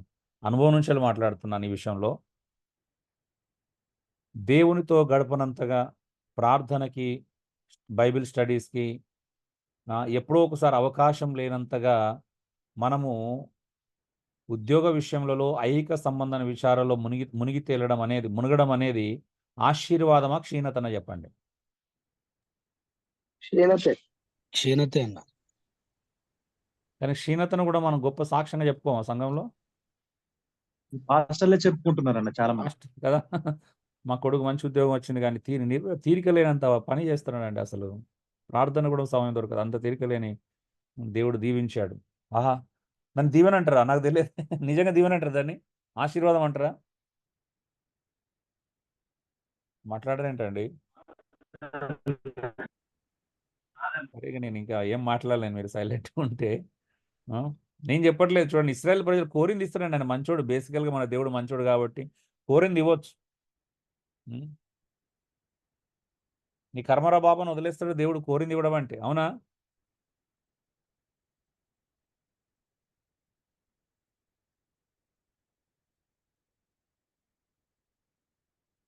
ఒకాయన గవర్నమెంట్ ఉద్యోగం కోసం అడిగి, అడిగి, అడిగి అది పొందుకున్న దాకా చూసిండు. పొందుకున్న తర్వాత క్షీణత స్టార్ట్ అయింది. హ్మ్. భార్య ఒక దగ్గర, ఈయన ఒక దగ్గర గంటలు, గంటలు ప్రయాణము. మళ్ళీ ఇటు భార్యను కలుసుకోవడానికి వెళ్ళాలి వారానికి ఒకసారి. ఆ! ఎంత అద్భుతం కదా! అంటే అద్భుతమా కాదా? మాట్లాడరేంటండి? ఎంత ఆశీర్వాదం? కాదన్న. కాదన్న అంత టెన్షన్, ఆశీర్వాదం. హ్మ్. అంత టెన్షనే అన్న. సంపాదన అంతా ట్రావెలింగ్‌లోకి పెడుతున్నాడని అంటున్నారు. ఒకాయన బెంగుళూరు నుండి హైదరాబాద్‌కు, హైదరాబాద్ నుండి బెంగుళూరుకి అప్ అండ్ డౌన్ చేయాలా వారానికి ఒకసారి భార్యను కలుసుకోవడానికి. భార్య ఇక్కడ జాబు, భర్త బెంగుళూరు జాబు. ఏమంటారు? ఒక్కోసారి టైం సరిపోక ఫ్లైట్‌లో రావాల్సొస్తది. అట్లా ఒక 2 సార్లు వచ్చినామంటే ఎంత? ఎంత జీతం వస్తుందో 10, 15,000 5, 10,000 పోతున్నాయి. అవునా? సమయము, ఆ! డబ్బులు, శరీర క్షీణత, ప్రయాణాలు చేసి అలసిపోవడం. ఇవన్నీ ఆశీర్వాదాలా కాదా చెప్పండి? మాట్లాడరేంటండి? అవన్న. క్షీణతే. అడిగినయి ఇస్తారండి. కానీ అడిగిన వాటితో పాటు క్షీణత అనేది ఇప్పటికి కూడా చాలా మందికి అర్థం కావట్లేదు. నేను సంఘంలో ఉన్నోళ్ళు చాలా అద్భుతంగా ప్రేరేపిస్తాను. ఏంటో తెలుసా? మండే టు ఫ్రైడే 5 రోజులు ఉన్న జాబులే జైన్ గాండి. సాటర్డే, సండే లీవ్ ఉన్న జాబులే జైన్ గాండి. ఒక 5,000 తక్కువొచ్చినా మంచిదే. సాటర్డే కూడా జాబ్ ఉన్నది ఒక 5,000కి ఆశపడి కకృతిపడి అలా జైన్ గాకండి. అప్పుడు కుటుంబము, సంఘము, ప్రార్థన, భక్తి జీవితాలు బ్యాలెన్స్ కావు. ఒక 5,000 తక్కువైనా ఉన్న దాంట్లో సంతృప్తిగా జీవించడం నేర్చుకుంటే అద్భుతంగా ఉంటదని నేర్పిస్తాం. మా పిల్లలు కూడా దానికే ఇష్టపడతారు. మా సహోదరులందరూ. ఊకే జాబు, జాబు అనుకుంటూ నిర్విరామంగా తిరిగి లేకపోవడం అదేం ఆశీర్వాదం అండి? ఆశీర్వాదం అనేది కలిమి విస్తరించడం వల్ల కలగదు. యేసు ప్రభు దగ్గరవ్వడం నిజమైన ఆశీర్వాదం. అవునా అండి? అవును. చెప్పండి పై వచనాల్లో దేవుడు ఇష్టపడి ఇచ్చాడా? దేవుడు ఇష్టపడి ఇచ్చిండా అండి? ఇశ్రాయేలు లేదండి. ప్రజలు కోరినది ఇష్టపడి ఇచ్చిండా దేవుడు? శోధించడం వల్ల శోధించటం వలన. ఆశించి మరి శోధించుట శోధించడం వల్ల వల్ల. ఇచ్చాడు కదా! శోధించడం వల్ల ఇచ్చాడు. ఆ! ఇప్పుడు ఈ రోజు కూడా కొంతమంది క్రైస్తవులు ఇట్లా ఒక్కరే యేసుప్రభువుని నమ్ముకున్నోళ్ళొచ్చి, నాన్న లేదన్న మా ఇంట్లో ఒప్పుకోవట్లేదు. మా మరదల్ని చేసుకోవాలి మేనమరదలు. అన్ని రాలైనా తప్పదు. నేను దేవుడిని అడుగుతున్నాను. ఉపవాసం ఉండి ప్రార్థన చేస్తున్నా అంటాడు. నాకు అర్థం కాదు. ఉపవాసం ఉండి ప్రార్థన చేస్తే దేవుడు ఎందుకు ఒప్పుకుంటాడు? దేవుడు ఏం చేస్తాడు? నీ కర్మరా బాబు చేసుకోమని వదిలేస్తాడు. అవునా కదండీ? బలవంతంగా దేవుని ఒప్పించాలనుకుంటున్నాను. ఒప్పించుకుంటారు ఈళ్ళు. ఒప్పించుకొని దేవుని చిత్తమే అని ఎళ్తారు.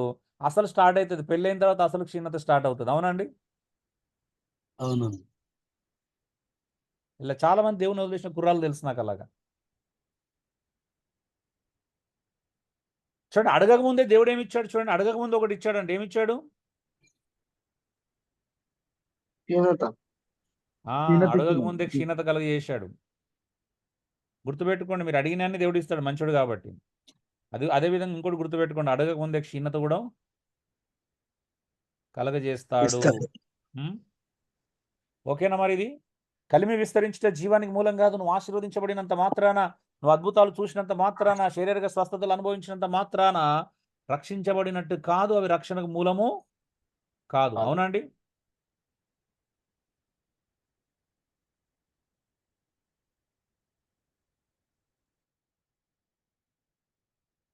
సో, మూడవ సూత్రాన్ని నేర్చుకుందాం.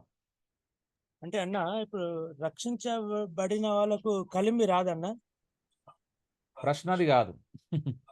ఓకే. కాదు గానీ ఇప్పుడు ఈ సందర్భంలో అది చెప్పింది గనుక ఫైండ్ ఔట్ చేసింది గనుక అదే అడుగుతున్నా. మన మనసు ఎందుకట్ట వెళ్తుంది? రక్షించబడినప్పుడు రక్షణలో ఉన్నటువంటి ఆనందాన్ని అనుభవిస్తున్నప్పుడు అంటే కలిమి అబ్రాహాం కలిమి కూడా వచ్చినా కలిమి విస్తరించింది గదా!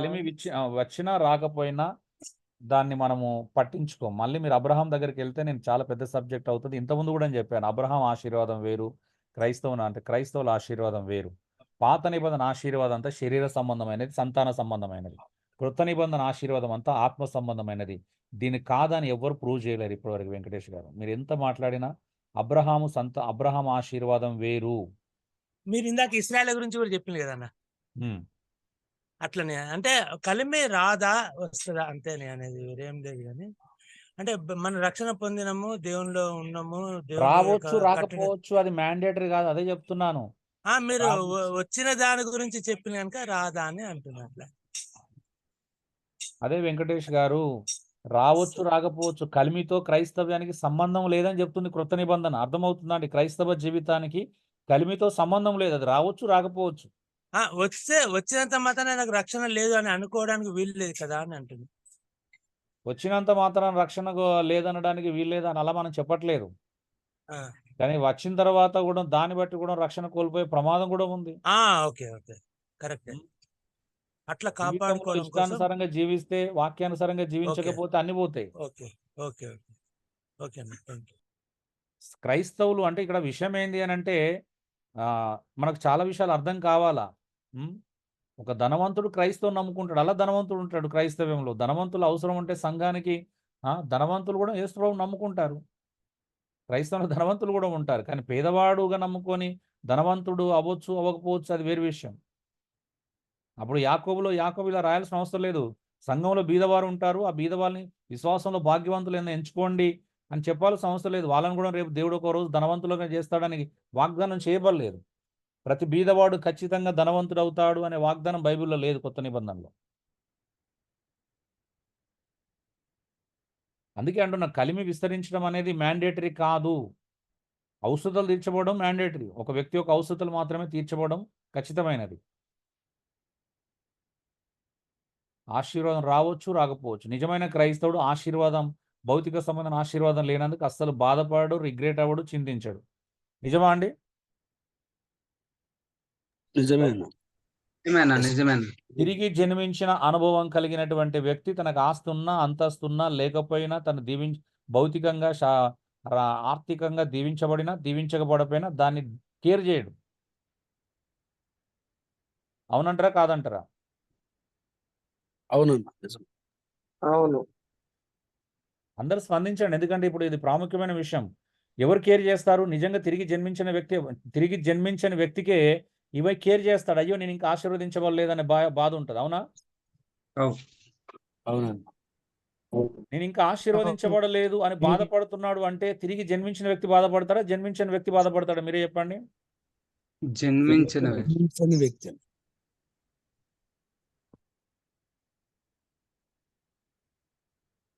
సో దాన్ని బట్టి తెలుస్తుంది. మనం ఊరికి వాటి మీద ఆ వ్యాపకాలకు వెళ్తున్నామంటే మనం ఇంకా తిరిగి జన్మించలేదనే భావాన్ని మనం వ్యక్తపరుస్తున్నట్టు కదా. మూడోది, నీకు బైబిల్ జ్ఞానం ఉండి నమ్మి అద్భుతాలు చేసినంతనే నీకు రక్షణ కలగదు. ఇక్కడ అద్భుతాలు పొందుకున్నాం, ఇక్కడ అద్భుతాలు చేయడం గురించి చూస్తున్నాం. నీకు బైబిల్ జ్ఞానం ఉండి నమ్మి అద్భుతాలు చేసినంత మాత్రాన్ని నీకు రక్షణ కలగదు. నేను గుడ్డిగా నమ్మలేదండి, క్రీస్తుని గురించిన సంపూర్ణమైన అవగాహన నాకు ఉంది, నేను పరిశోధించాను, రక్షణ పట్ల నాకు పూర్తి అవగాహన ఉంది. ఇలా చాలామంది చెప్తూ ఉంటారు, నేను చాలా పరిశోధించాను, నేను ఒక్కడే అని నేను నమ్ముచున్నాను, దేవుడు ఒక్కడే నమ్ముతున్నాను, విగ్రహారాధన చేయను. నేను కొంతమంది విగ్రహాన్ని వదిలేస్తారు. నేను బైబిల్ కాలేజీలో చదివాను, అక్కడ అనేక డిగ్రీలు ఉన్నాయి. చాలామంది బైబిల్ కాలేజీలో కూడా వెళ్తారు.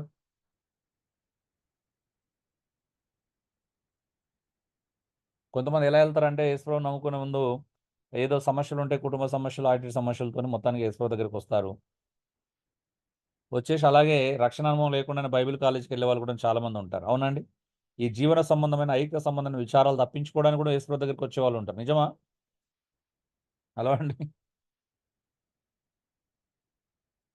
వాస్తవమైన జీవితంలో ఎదురయ్యే సమస్యలు కూడా తప్పించుకోవడానికి వస్తారు. చూడండి, మత్తయి సువార్త 7:20 ఎప్పుడు యేసుప్రభువు ఏమంటున్నాడు, అప్పుడు నేను మిమ్మల్ని ఎన్నడూను ఎరుగను, అక్రమం చేయవారులారా నా యొద్ద నుండి మీరు పొండని వారితో చెప్పుదును. ఏమంటున్నాడు? చాలా మంది వస్తారంట. వీళ్ళందరూ ఎవరు వచ్చిన వాళ్ళు? అద్భుతాలు చేసిన వాళ్ళు. యేసు ప్రభు నామంలో ప్రవశించిన వాళ్ళు, యేసు ప్రభు నామంలో దయ్యాలు వెళ్ళగొట్టిన వాళ్ళు, యేసు ప్రభు నామంలో అద్భుతాలు చేసిన వాళ్ళు, యేసు ప్రభు నామంలో సూచక్రియలు చేసిన వాళ్ళు, యేసు నామంలో బోధించిన వాళ్ళు, అంటే బైబిల్ జ్ఞానం ఉన్న వాళ్ళే, లేఖనానుసారమైన జ్ఞానం ఉన్న వాళ్ళే, లేఖనానుసారమైనటువంటి జ్ఞానం ఉన్న వాళ్ళే యేసు ప్రభు నామంలో అనేకమైనటువంటి అద్భుత కార్యాలు చేసిన వాళ్ళే. కానీ యేసు ప్రభు అంటున్నాడు వారిని బట్టి, నేను మిమ్మల్ని ఎన్నడూను ఎరుగను, అక్రమము చేయువారులారా నా యొద్ద నుండి పొండని వారితో చెప్పుదును అంటున్నాడు. యాకోబు ఒక 2:19 ఇంకొక ఆశ్చర్యం కలిగించే విషయం ఉంది. ఏంటి తెలుసా? దేవుడు ఒక్కడే అని నువ్వు నమ్ముచున్నావు, అలా నమ్ముట మంచిదే, దయ్యములు కూడా నమ్మి వణుకుతున్నాయి, మరి వారికి నీకు తేడా ఏంటిదని అడుగుతున్నాడు యాకోబు. అవునా అండి? దయ్యాలు కూడా దేవుడు ఒక్కడే నమ్మి వణుకుతున్నది. మరి దయ్యాలకి, మరి యాకోబులో ఉన్నటువంటి అక్కడ కొంతమంది ప్రజలు కూడా దేవుడు ఒక్కడే నమ్మి వణుకుతున్నారంట. మరి వారికి దయ్యానికి తేడా ఏంటి చెప్పండి? చాలా మంది క్రైస్తవులు కూడా దేవుడు ఒక్కడే నమ్మి వణుకుతున్నారు. మరి ఆ నమ్మి వణికే క్రైస్తవులకున్న దయ్యానికి తేడా ఏంటో చెప్పగలుగుతారా? హలో, వణుకుతాయి కానీ విధేయత చూపించవన్న, అంటే లోబడడం అనేది ఉండదు. ఉండదా? ఓకే. విధేయత, భయము, భక్తి, భయముగా కలిగి ఉండాలి, భక్తి కనపరుస్తాం కానీ భయము అనేది ఉండదు అందరిలో. ఓకే, ఇంకెవరైనా చెప్పగలుగుతారా? దయ్యాలు దేవుని చిత్తాన్ని చేయవనేప్పటికి కూడా దేవునికి వ్యతిరేకమైన పనులు చేస్తాయి. ఓకే. తిరిగి జన్మించలేవు. రెండవది మారుమనసు ఉండదు. సో ఇంటర్ప్రిటేషన్ ప్రిన్సిపల్స్ అటకెక్కినాయని అర్థమవుతుంది నాకైతే. కాంటెక్స్ట్ చూడాలి, ఏ కాంటెక్స్ట్లో మాట్లాడుతున్నాడు యేసు ప్రభు అంటే యాకోబు ఇక్కడ 2వ అధ్యాయము మీరు 15 నుంచి గమనించుకుంటూ వెళ్తే, ఆనాటికి సహోదరుని దిగంబరులై అన్నవస్త్రములు లేక ఉన్నప్పుడు వారికి కావలసిన వాటిని చలిగాసుకోండి, తృప్తి పొందండి అని చెప్పిన యెడల ఏం ప్రయోజనం? అట్టి విశ్వాసం అతన్ని రక్షింపగలదా? క్రియలు లేని విశ్వాసం మృతమని తెలియదా? ఒకడు నాకు క్రియలున్నాయి, ఇగో నా క్రియల ద్వారా నా విశ్వాసాన్ని చూపించాను అంటాడు. మరొకడు నాకు విశ్వాసం ఉంది కానీ మరి క్రియలు చూపించకపోతే ఆ విశ్వాసం సరైందేనా అని అడుగుతున్నాడు యాకోబు. అబ్రహామును కూడా ఉదాహరణ చూపించాడు. అబ్రహాం క్రియల వలన నీతిమంతుడని నిరూపించబడ్డాడని మీకు తెలియదా? అంటే ఇస్సాకును బలిచ్చేశాడు అంటున్నాడు. అంటే మనసులో, అంటే ఆల్రెడీ చిత్తములో బలిచ్చేశాడు ఆయన అనేది ప్రూవ్ చేస్తున్నాడు. మరి దయ్యాలు కూడా దేవుడు ఉన్నాడని ఒకడే నమ్మి వణుకుతున్నాయి, మరి వారికి మీకు తేడా ఏంటిది అని అడుగుతున్నాడు. ఇది ఇక్కడ 2వ అధ్యాయం 1వ వచనం నుంచి స్టార్ట్ అయింది. బీదలను అవమానపరచడము, సిగ్గుపరచడము, సంఘములో మొహమాటాన్ని చూపించడము, తర్వాత బీదలను విశ్వాసవంతు భాగ్యవంతులుగా ఎంచుకోవాలి, నిన్నువలని పొరుగుని ప్రేమించమనే లేఖనంలో ఉన్నట్టు ప్రాముఖ్యమైన ఆజ్ఞను మీరు పాటించిన బాగుగానే ప్రవర్తిస్తారు. అంటే అర్థం ఏంటిది? దయ్యాలు దేవుడు ఒక్కడే అని నమ్మి వణుకుతాయి కానీ సహోదరులను ప్రేమించలేవు. దయ్యాలు దేవుడు ఒక్కడే అని నమ్మి వణుకుతాయి కానీ సహోదరుల అవసరతలో ఉన్నప్పుడు క్రియారూపకమైన విశ్వాసాన్ని ప్రదర్శించలేవు. అవునా అండి? అవునన్నా, క్రియల్లో విధేయత చూపించవు. అవును. ఇక్కడ మాట్లాడుతుంది ఏంది? దయ్యాలు మంచి పనులు చేయలేవు. అవునా? మంచి పనులు చేసినట్టు కనబరుచుకోవచ్చు కానీ దయ్యం మంచి పని చేయదు. చేస్తుందా అండి? మాట్లాడరు ఏంటండి?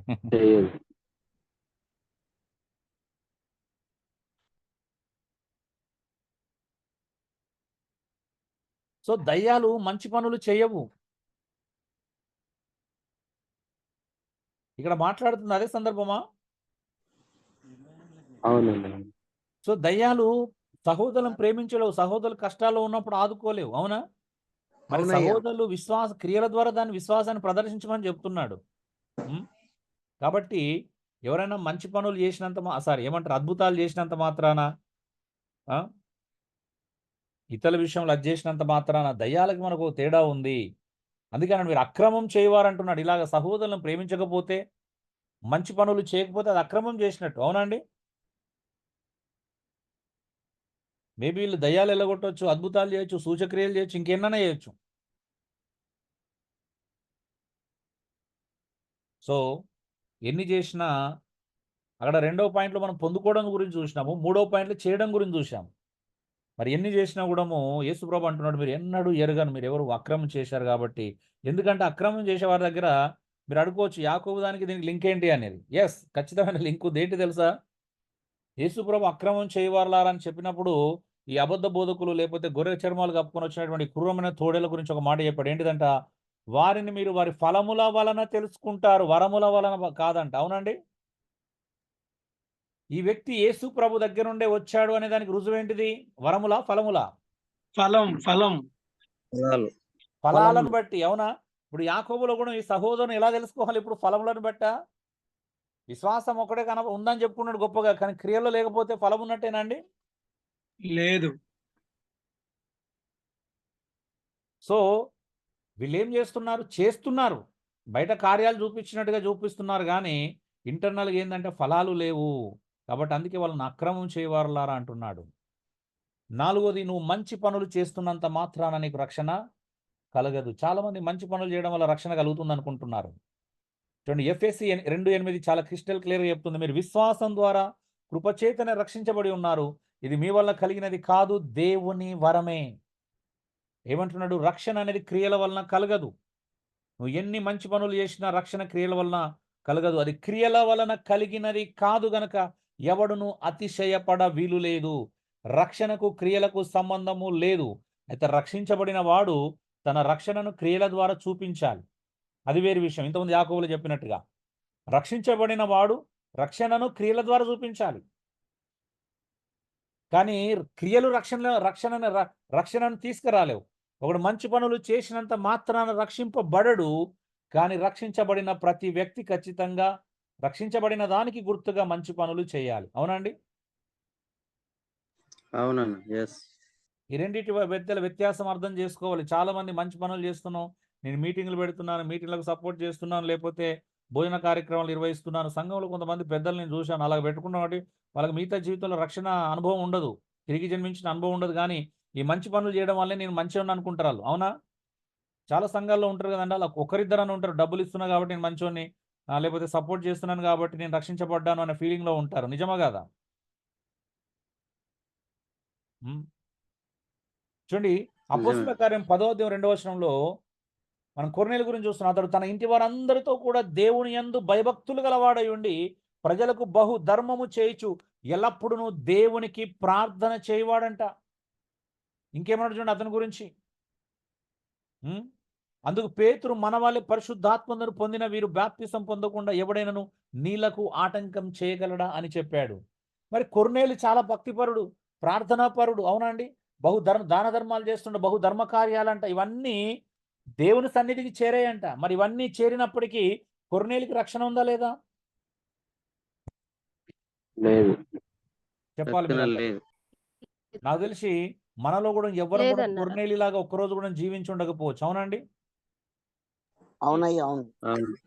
మరి అంత మంచి అద్భుతమైన జీవితం జీవిస్తున్న కొర్నేలు చూడండి, ప్రార్థనాపరుడు, భక్తిపరుడు, భయభక్తులు గలవాడు, బహుధర్మములు చేసేవాడు. ఒకవైపు చేతులను పరలోకం వైపు చాసేవాడు, మరొక వైపు బీదల తట్టు చాసేవాడంట. అవునా? ఎంత అద్భుతమైన సాక్ష్యం అండి! ఇంత గొప్ప సాక్ష్యం కలిగినటువంటి కొర్నేలికి ఏం లేదండి? లేదు, రక్షణ లేదు. అర్థమవుతుందండి? ఇంత గొప్ప సాక్ష్యం ఉన్న కొర్నేలు కూడా రక్షణ లేదు. అందుకే పేతును పిలిపించుకోమన్నాడు. కొర్నేలు, నువ్వు చాలా భక్తిపరుడవు, నీకు ఇంకా కొదువై ఉన్నది, రక్షణ కొదువై ఉన్నది అనగానే దర్శనమిచ్చి మరి పేతును పిలిపించుకున్నాడు. ఆయన లోబడ్డాడు.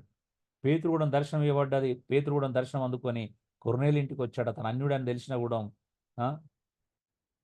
అప్పుడు చూడండి, యేసుక్రీస్తు నామమందు వారు బాప్తిసం పొందవాలని ఆజ్ఞాపించెను. తర్వాత కొన్ని దినములు తమ యొద్ద ఉండుమని వారు అతనిని వేడుకొనిరంట. ఆ కొన్ని దినములు వారు దేవుని యొక్క విషయాలు ఎన్నో విని ఉంటారు యేసుప్రభు గురించి. ఆలోచించండి, ఏమని ఆజ్ఞాపించాడు? ఇప్పుడు కొర్నేలు అన్నాడా అండి, నేనెంత భక్తిపరున్నా తెలుసా, నేనెంత ప్రార్థన పరున్నా తెలుసా, నేను ఎంత దాన ధర్మాలు చేస్తున్నా నీకు తెలుసా, నన్ను బాప్తిసం తీసుకోమని ఆజ్ఞాపిస్తావా? ఏమంటారు? అన్నాడా? లేదు. మనం అయితే అంటాం ఇక్కడ, నాకేం కొదువైందని నన్ను బాప్తిసం తీసుకోమంటున్నావు ఏమంటారు? అంటారయ్యా, అంటాం. సో ఇది అండి, కరెంట్ పోయింది, నాకు క్లోజ్ అవుతుంది. నేను వేరే దాని నుంచి జాయిన్ అవుతాను.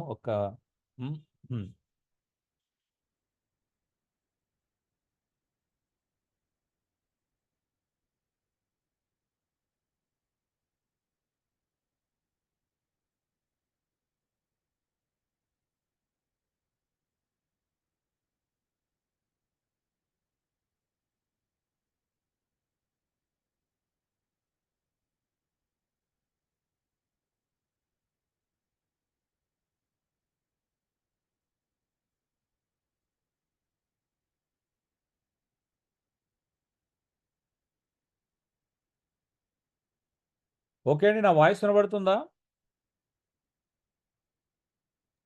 ఓకే ఎవరికి వినపడలేదన్నా, ఇప్పుడే వినపడుతుంది. ఎవరిదాకా నేను మాట్లాడలేదండి. మాట్లాడకుండా ఎలా వినపడుతుంది? నేను కనెక్ట్ అవుతున్నానని చెప్పే మాట్లాడుతున్నాను కదా. ఓకే, తొందరగా ముగించుకుందాం. చూడండి, అప్పుడు అతను నీవు యొప్పేకు మనుషులను పంపి పేతురని మారుపేలగల సీమోను పిలిపించము. ఏమన్నాడు ఆయన? వచ్చి ఏం చేస్తాడంట? నీవును నీ ఇంటి వారందరూ ఏ మాటల వలన రక్షణ పొందుదురో ఆ మాటలు అతడు నీతో చెప్పునని తన నింట నిలిచి తనతో చెప్పిన ఒక దేవదూతను చూసిన సంగతి మాకు తెలిపెను. ఏంటిదంట? ఎందుకోసం పిలిపించుకోమన్నాడండి? రక్షణ. నువ్వు బాగా ధర్మధర్మాలు చేస్తున్నావు, నీకు ఇంకా మరి ఆశీర్వాదం కావాలి. మరి పేతును పిలిపించుకుంటే నేను ఆశీర్వదిస్తాడు. ఆశీర్వాదం పొందుకున్న తర్వాత నువ్వు మరింత దాన ధర్మాలు చేయొచ్చు. ఏమంటారు? అలానా? దానికోసమా? రక్షణ రక్షణ కొరకు. కోసం. రక్షణ కోసం. రక్షణ కొరకండి. డియర్ బ్రదర్స్ అండ్ సిస్టర్స్, మంచిగా వినండి. మాలాంటి వాళ్ళను మన ఇతర జీవితాలను అనుమతించే దేవుడు కేవలం మిమ్మల్ని సత్యమైనటువంటి వాక్యంలో నడిపించడానికి రక్షణ కొరకే. అంతకంటే మించింది ఏమైనా ఉంటుందా అని చెప్పండి, మీరే చెప్పాలి. అంతకంటే గ్రేట్ బ్లెస్సింగ్స్ మీరు ఇంకేమైనా కావాలా మీకు? మా నుంచి వెళ్ళి, మాలాంటి వాళ్ళ నుంచి వెళ్ళి, లేకపోతే ఒకరం అంతకంటే గొప్ప బ్లెస్సింగ్స్ ఏమైనా తీసుకోగలుగుతామా? హలో, లేదండి.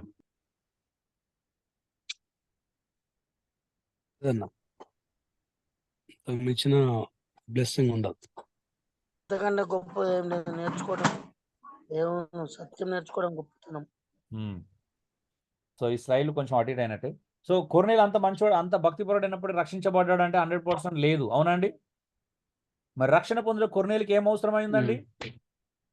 రక్షణ పొందడానికి కొర్నేలికి ఏం అవసరమైంది? దేవుని మరి ఖాళీ నేను పూరించుకోవాలండి. దేవుని అని పెట్టి చెప్పారు ఎవరు? రక్షణ గురించి దేవుని కొర్నేలికి ఏం మాట. అవసరమైంది? దేవుని మాటలు. ఏ మాటలు? రక్షణ గురించి నా సువార్త వినాల్సి సువార్త. సువార్త. అక్కడ ఏమన్నా రక్షణ సువార్త అవసరమై ఉన్నది. రక్షించబడడానికి రక్షణ సువార్త కావాలి. ఎంత క్లియర్ చెప్పాడు? మీరు నీవును నీ ఇంటి వారందరూ ఎలా రక్షించబడుదురో రక్షణను గురించిన వార్త తెలియబరుస్తాడు పేతురు వస్తే. అవునా? రక్షణ సువార్త అండి. ఒక వ్యక్తి రక్షించబడటానికి కావాల్సింది రక్షణ సువార్త. మరి పై వచనాల ప్రకారం కొర్నేలు ఎలాంటి వాడండి? అవి కొంచెం అడిడైన స్లైడ్స్, క్షమించాలా. కొర్నేలు భయభక్తులు గలవాడు, బహుధర్మ కార్యములు చేయవాడు. అవునా? దేవునికి ప్రార్థన చేయవాడు. ఇవన్నీ లక్షణాలు ఉన్నాయి. అయినప్పటికీ కూడాము ఏంటిదంటే కొర్నేలికి రక్షణ యొక్క సువార్త అవసరమైంది. కొర్నేలికి రక్షణ సువార్త అవసరమైంది. ఎవరికైనా కానీ రక్షణ సువార్త మ్యాండేటరీగా కావాలి అండి. రక్షణ లేకుండా, రక్షణ సువార్త లేకుండా రక్షించబడడం అసాధ్యం. ప్రాస్పారిటీ వినడం వల్ల రక్షణ కలగదు. స్వస్థతలు ప్రకటించడం వల్ల రక్షణ కలగదు. ఆచారాలు చేపించుకుంటూ, ఆచారాలు చేపిస్తూ ప్రజలను రక్షణలోకి నడిపించలేవు. ప్రజల్ని రక్షణలోకి నడిపించాలంటే కేవలం రక్షణ సువార్త మాత్రమే సాధ్యమవుతుంది. ఆమేన్. అవునా కాదండి? ఎవరు ప్రపంచంలో ఒక మనిషిని స్వస్థతల ద్వారా రక్షణలోకి నడిపించలేరు, అద్భుతాల ద్వారా రక్షణలోకి నడిపించలేరు, నువ్వు చూపించే ఆచారాల ద్వారా రక్షణలోకి నడిపించలేవు. కేవలం రక్షణ సువార్త ద్వారా మాత్రమే రక్షణలోకి నడిపించగలుగుతాం. ఆమేన్. ఆమేన్. మరి ప్రజలకు కావాల్సింది రక్షణ పొందాలంటే రక్షణ సువార్త కావాలా, అంతేగాని మరొకటి అవసరము లేదు. అవి తర్వాత విషయాలు. రక్షణ సువార్త ఇవ్వకుండా ఏ వ్యక్తి రక్షణలోకి రాడు. అందుకే ఈరోజు కావాల్సింది సువార్తను ప్రకటించే వారు కరువైపోయారండి. కాబట్టి డియర్ బ్రదర్స్ అండ్ సిస్టర్స్, ఇది బాగా ఆలోచించండి. మిగతా యొక్క లక్షణాలు రేపటి క్లాసులో మనం నేర్చుకుందాం. కాబట్టి ప్రార్థన చేయండి. దేవుని చిత్తం అయితే ఆగస్టు 15కి స్వాతంత్రమునిచ్చే సత్యమును తెలుసు. అసలు గాస్పల్ అంటే ఏంటిది, నిజమైన సువార్త అంటే ఏంటిది అనేది 5 పాఠముల ద్వారా ఆ రోజు నేర్చుకోవడానికి ప్రయత్నం చేద్దాం. దేవుని చిత్తమై అన్ని సమకూర్చబడి అన్ని అనుకూలిస్తే, మీరు అందరం అనుకూలించినప్పుడు దాని గురించి ఆలోచన చేద్దాం. ఎవరైనా ఒకరు ప్రార్థన చేయండి. ప్రార్థన చేసిన తర్వాత వీటి గురించి మాట్లాడుకుందాం. Thank you. God bless you all.